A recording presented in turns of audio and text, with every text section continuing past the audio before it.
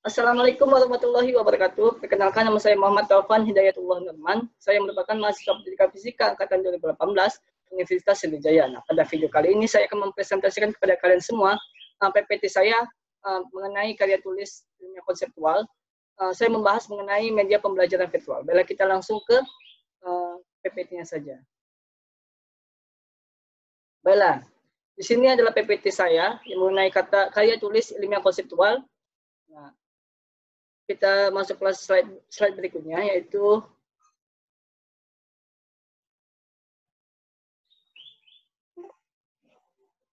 dengan judul Penerapan Media Pembelajaran Virtual Al-Budu pada Pembelajaran Fisika di Sekolah sebagai implikasi dari era revolusi industri 4.0 dalam rangka menciptakan proses pembelajaran yang menyenangkan.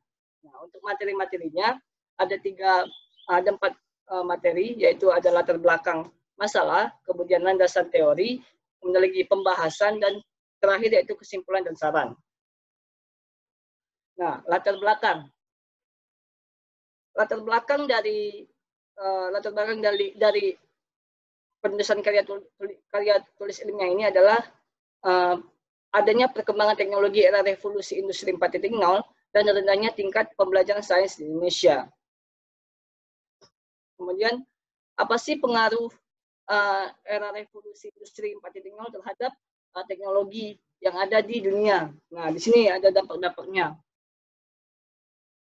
Meliputi peningkatan peran IT dalam berbagai sektor, baik itu sektor ekonomi, sektor industri, politik, dan terutama sektor pendidikan. Kemudian peningkatan penggunaan teknologi IT di kalangan masyarakat, seperti yang kita ketahui bahwa saat ini semua peserta didik masyarakat itu sudah menggunakan perangkat IT seperti smartphone, laptop, PC, dan lain sebagainya. Kemudian pada bidang pendidikan, ini terutama dalam kita fokuskan pada bidang pendidikan, banyak bermunculan media atau perangkat berbasis IT dalam membantu proses pembelajaran, seperti media-media atau software-software yang digunakan untuk membantu dalam proses pembelajaran.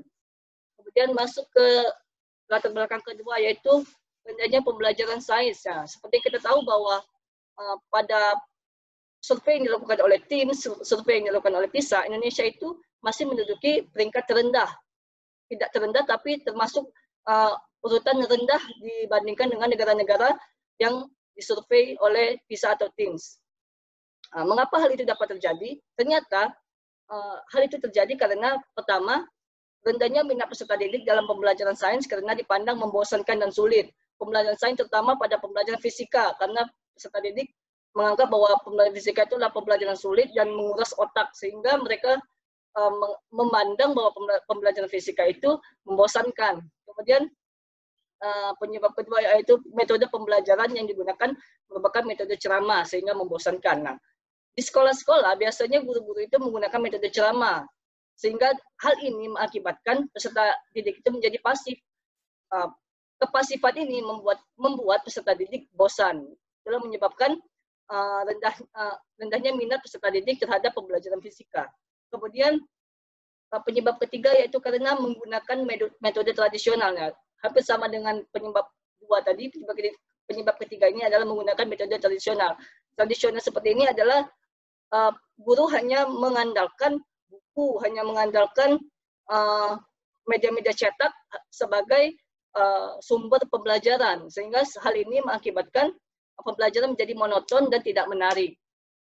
Kita masuk ke PPT slide berikutnya, yaitu rumusan masalah. Nah, berdasarkan latar belakang tadi, kita dapatkanlah rumusan masalah, yaitu bagaimana mengembangkan media pembelajaran virtual menggunakan software Al-Budu dalam meningkatkan pemahaman peserta didik pada pembelajaran fisika di sekolah dan menciptakan proses belajar yang efektif dan menyenangkan. Mengapa saya menggunakan Al-Budu? Karena di sini saya memfokuskan pada pembelajaran fisika, karena Al-Budu merupakan software yang tepat digunakan pada pembelajaran fisika karena dia dapat membuat simulasi-simulasi berupa eksperimen fisika.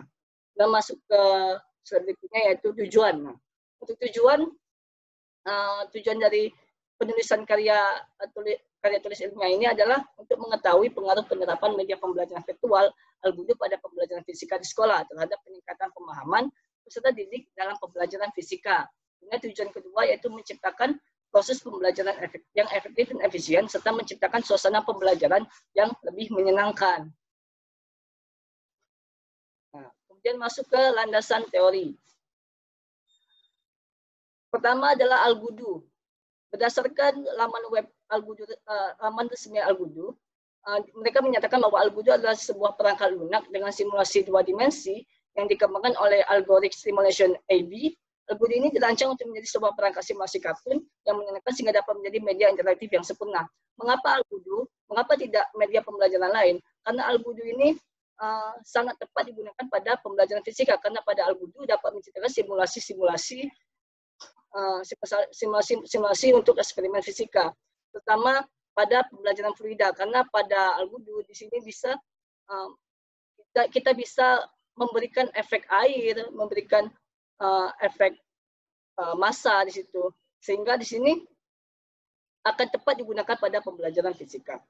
Kemudian media pembelajaran virtual. Apa itu media pembelajaran virtual? Nah, media pembelajaran virtual adalah perangkat pembelajaran yang digunakan untuk mendukung proses pembelajaran virtual sebagai alat akses ke dunia maya. Nah, media pembelajaran virtual ini seperti software yang digunakan dalam pembelajaran.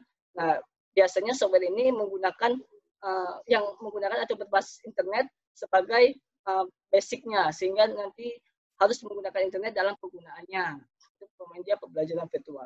Kemudian masuk ke apa itu Industry Revolution 4.0.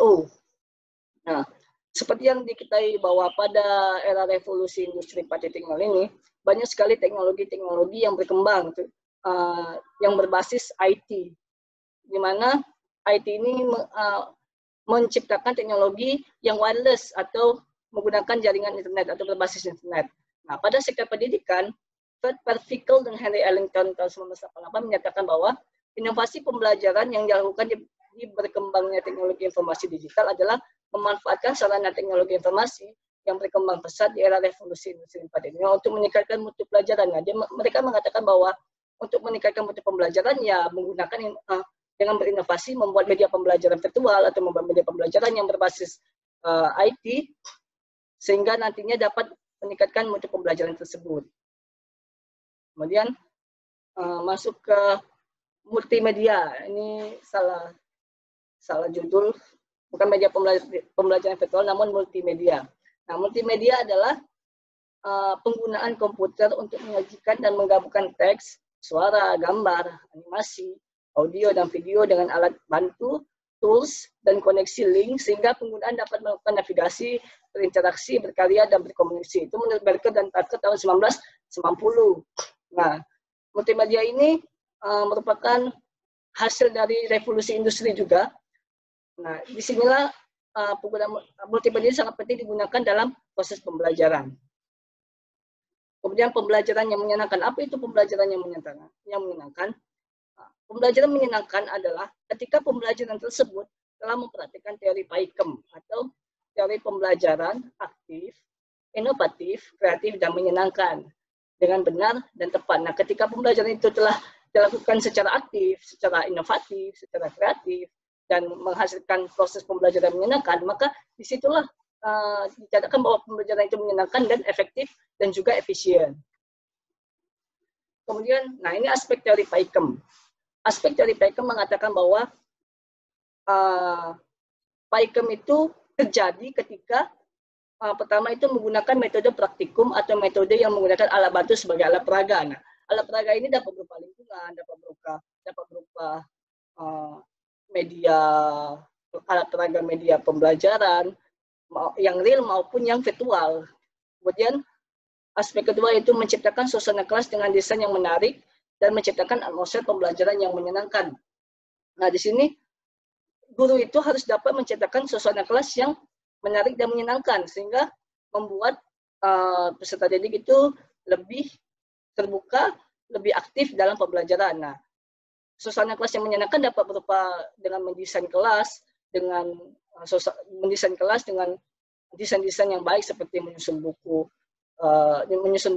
dengan tampilan yang menarik atau menempel gambar-gambar yang menarik di kelas, sehingga membuat peserta didik itu lebih termotivasi dalam belajar. Kemudian yang ketiga itu penerapan model pembelajaran yang kooperatif dan interaktif. Nah, kooperatif dan interaktif ini adalah model pembelajaran kooperatif ini dapat diartikan sebagai bekerja sama, artinya di sini model pembelajaran ini yaitu model pembelajaran yang berkelompok, artinya di sini guru itu harus menerapkan model pembelajaran kepada peserta didik dalam berkelompok sehingga nantinya peserta didik mampu menciptakan pembelajaran yang kooperatif dan juga interaktif sehingga hasilnya proses pembelajaran tersebut menjadi efisien, efektif dan juga menyenangkan.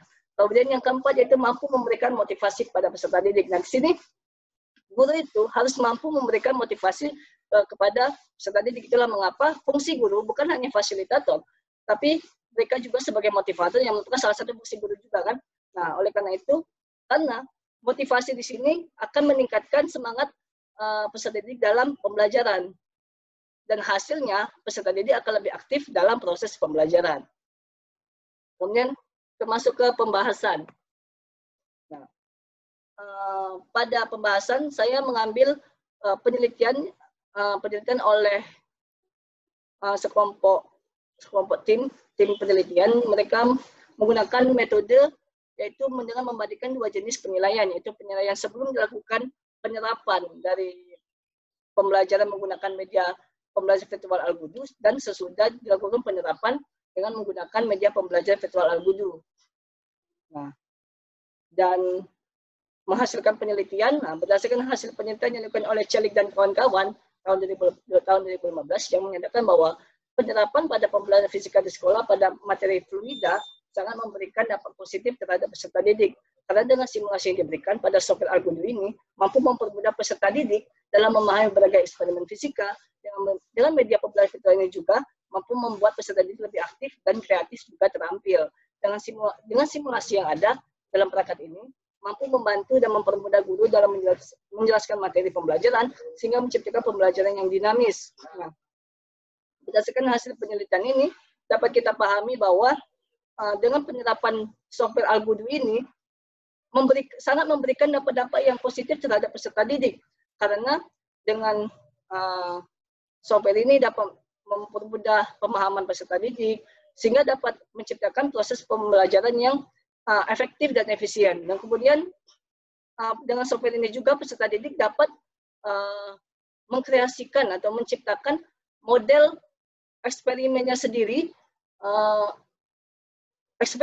sehingga membuat peserta didik itu lebih kreatif dan juga aktif. Dan juga pada penggunaan software ini juga dapat mempermudah guru karena mengapa dengan alat bantu software ini guru dengan mudah mengajari peserta didik untuk lebih memahami materi yang diajarkan oleh si guru tersebut. Kemudian masuk hasil penelitian yang kedua. Nah, pendapat pernyataan tadi yang dikatakan oleh hasil penelitiannya dibuktikan dari hasil surveinya, yaitu pada pemahaman siswa terjadi peningkatan pada pembelajaran fisika sebesar 29%. Kemudian pada hal visualisasi, bahwa aplikasi ini memberikan visualisasi yang baik dan memberikan hasil fisika sebesar 28%. Kemudian kemudahan pengoperasian sebesar 11%. Kemudian yang selanjutnya yaitu peningkatan kreativitas peserta didik sebesar 8%. Dan kemudian membuat pelajaran fisika lebih mudah sebesar 8%, memvisualisasikan fenomena fisika dengan tepat sebesar 8%, dan dengan penggunaan media pembelajaran virtual Algudu ini dapat lebih menghibur peserta didik dalam proses pembelajaran sebesar 5%. Sehingga berdasarkan hasil penelitian tadi, dapat disimpulkan bahwa Algudu adalah media pembelajaran virtual dua dimensi yang efektif digunakan dalam pembelajaran fisika di sekolah. Kemudian juga media virtual Algudu ini adalah media yang memiliki keunggulan karena mampu menjelaskan atau memvisualisasikan konsep fisika secara jelas sehingga efektif dalam meningkatkan pembelajaran yang lebih menarik dan efisien.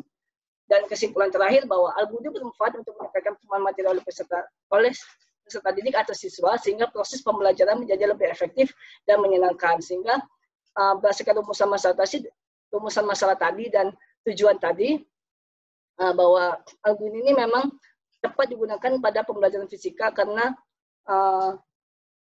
tidak mampu menciptakan simulasi-simulasi eksperimen fisika secara tepat dan lebih mudah dipahami. Nah, dan untuk sarannya, seperti yang kita tahu bahwa Algodo adalah software yang digunakan pada PC atau laptop. Nah, sehingga di sini membutuhkan PC atau komputer yang memadai di setiap sekolah jika ini diterapkan secara massal di sekolah. Oleh karena itu perlu dipersiapkan secara matang oleh pihak sekolah ataupun pemerintah. Kemudian juga pada software Algodo ini juga dia menggunakan bahasa Inggris sehingga diperlukan kemampuan bahasa asing oleh peserta didik agar mampu dan mudah mengoperasikan si software Algodo ini. Nah, mungkin itu saja.